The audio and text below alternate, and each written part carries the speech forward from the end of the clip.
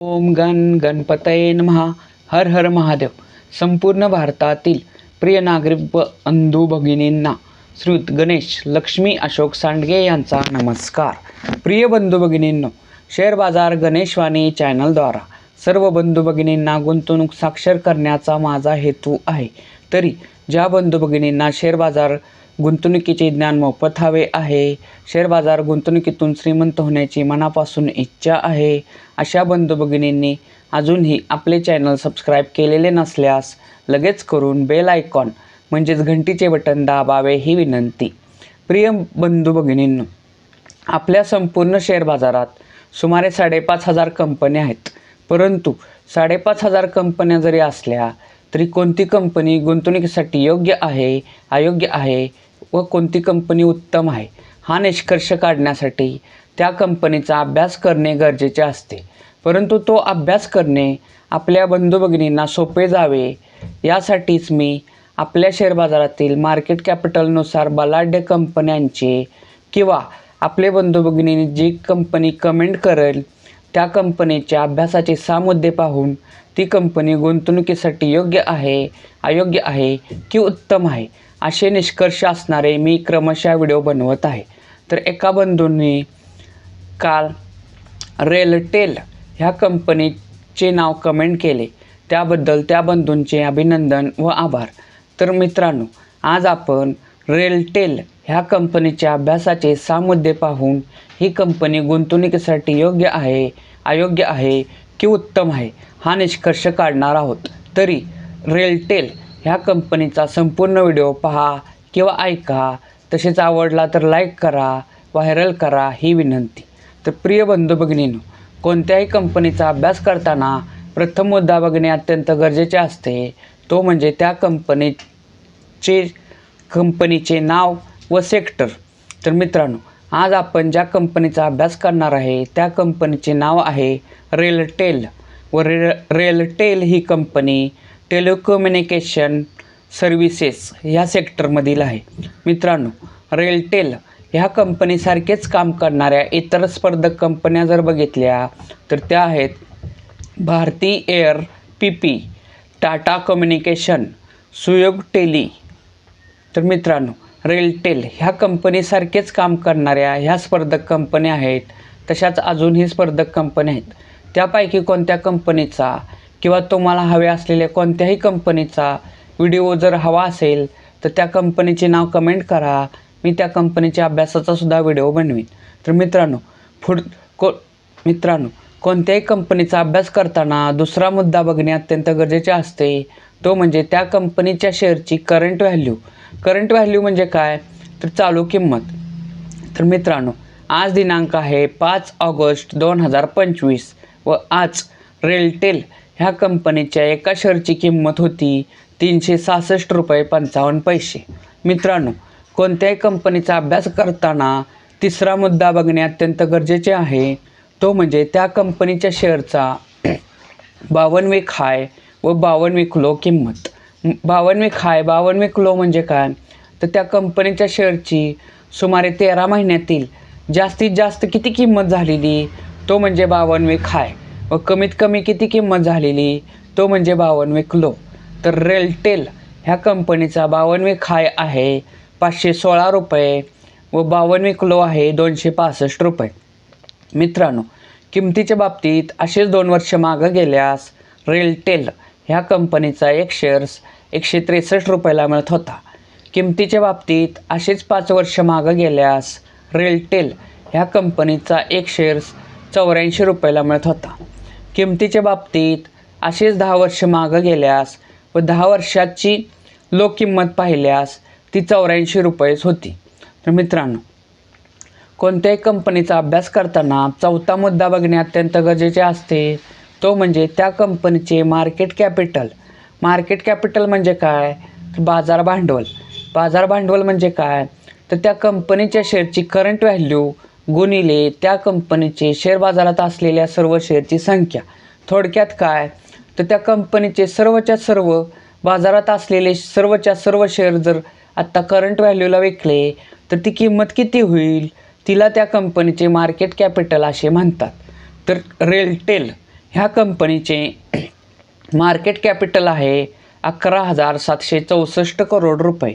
मित्रांनो, कोणत्याही कंपनीचा अभ्यास करताना पाचवा मुद्दा बघणे अत्यंत गरजेचे असते.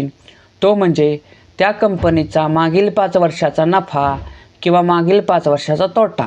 म्हणजे कंपनीला मागील 5 वर्षात नफा झालेला तर तो किती झालेला व तोटा झालेला तर तो किती झालेला हे पाहणे.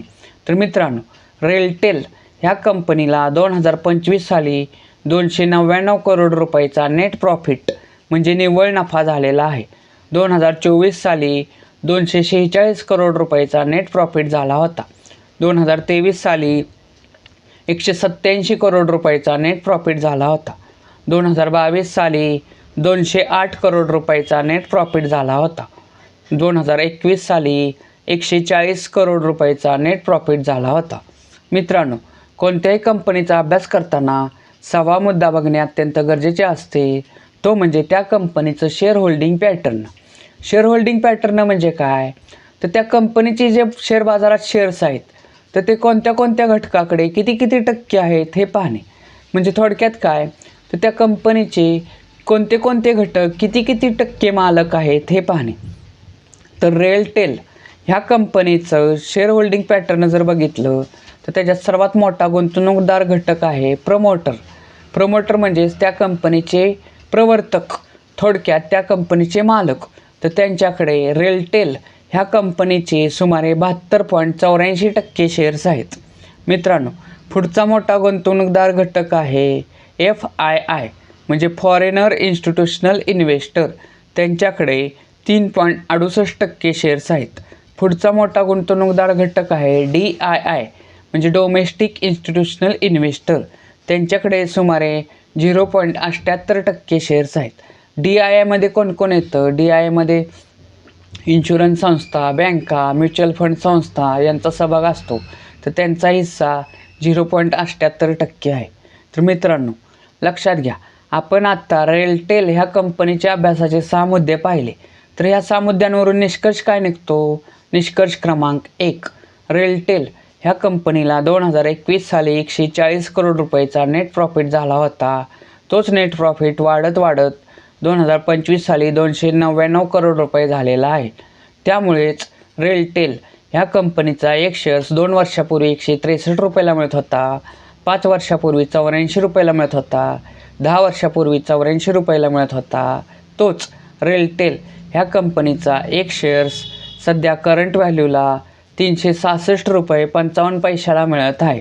म्हणजेच काय, थोडक्यात काय, तर रेलटेल ह्या कंपनी 2 वर्षापूर्वी 163 रुपये म्हणजे कमीत कमी 163 रुपये किंवा जास्तीत जास्त कितीही, 5 वर्षापूर्वी 84 रुपये किंवा जास्तीत जास्त त्याच्या पट्टीत कितीही, 10 वर्षापूर्वी 84 रुपये म्हणजे कमीत 10 वर्षापूर्वीची लो प्राईस त्याची 10 वर्षातली लो प्राईस त्याची 84 रुपये होती.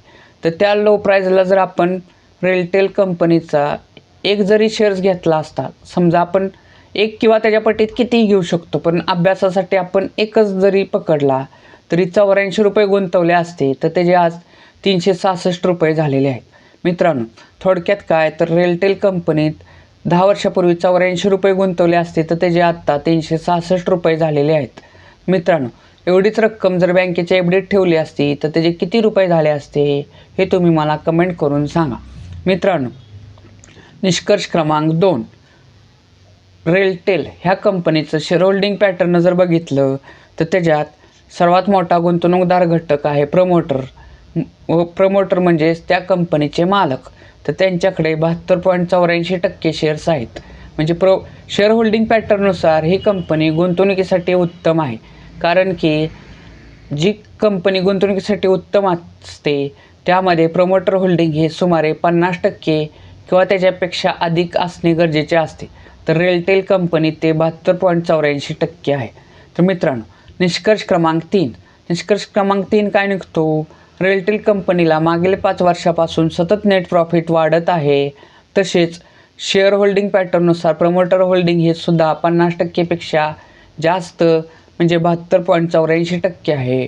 त्यामुळेच रेलटेल ही कंपनी गुंतवणुकीसाठी सध्या वार्षिक विश्लेषणानुसार उत्तम आहे.